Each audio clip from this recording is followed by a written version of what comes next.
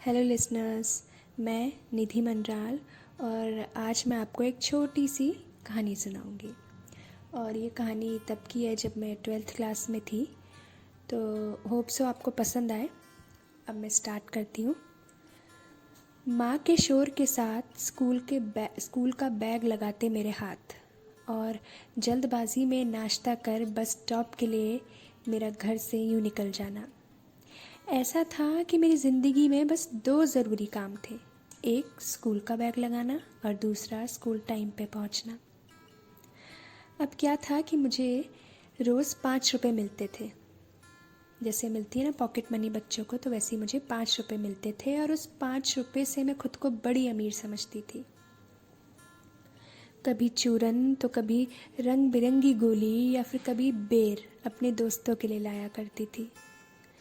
अब एक दिन क्या हुआ कि मैं एक दुकान के सामने खड़ी हो गई और वहाँ पर मेरी नज़र एक डायरी पे पड़ गई, बेहद सुंदर और शायद महंगी भी।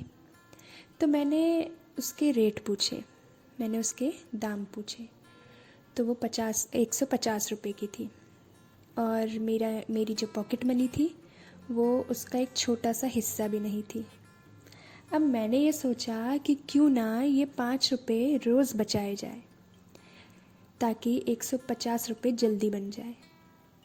अब थोड़ी बहुत मैथ्स मुझे आती थी, बल्कि मैं बायो की स्टूडेंट थी और सबको ये लगता था कि बायो के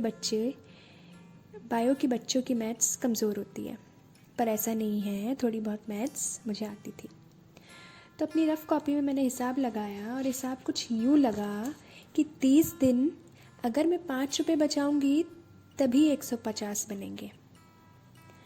अब मैंने पैसे बचाना शुरू कर दिया, अपनी कुछ ज़रूरतों को कम कर दिया। जैसे तैसे करके बिना बेर के मुझे 30 दिन काटने पड़े और फिर 150 रुपये कलेक्ट करने के बाद मैं वापस उसी दुकान पे गई और वहाँ पे मैंने डायरी पूछा, वही डायरी। पर अफसोस की बात यह है कि अब वो बिक चुकी थी। उफ़, इतना दुख! जिसके लिए मैंने अपनी सारी ज़रूरतें कम कर दी थी वो अब बिक चुकी थी। तब जाकर एक घड़ी पर मेरी नज़र पड़ी। वो कुछ मेटालिक रंग की थी और उसके चारों साइड में नग लग रखे थे।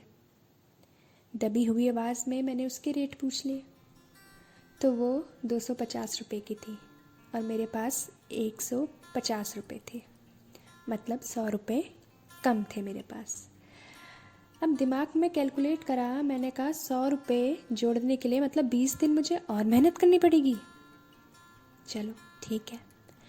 पर दुकान से बाहर निकलते वक्त मैंने ये जान लिया था कि इच्छाएं कभी ख़त्म नहीं होती, इच्छाएं बढ़ती रहती है और इच्छाएं होनी भी ज़रूरी है, क्योंकि बिना इच्छाओं के हम आगे कैसे बढ़ेंगे। ज़िंदगी को बदलने के लिए, कुछ अच्छा करने के लिए, कुछ बड़ा करने के लिए बड़ी इच्छाएं सोचो। ज़रूरी नहीं कि वो पूरी हो या ना हो, पर आपने कोशिश तो की, आपने सोचा तो सही। इसलिए इच्छाएं ज़रूरी है और अच्छी भी है।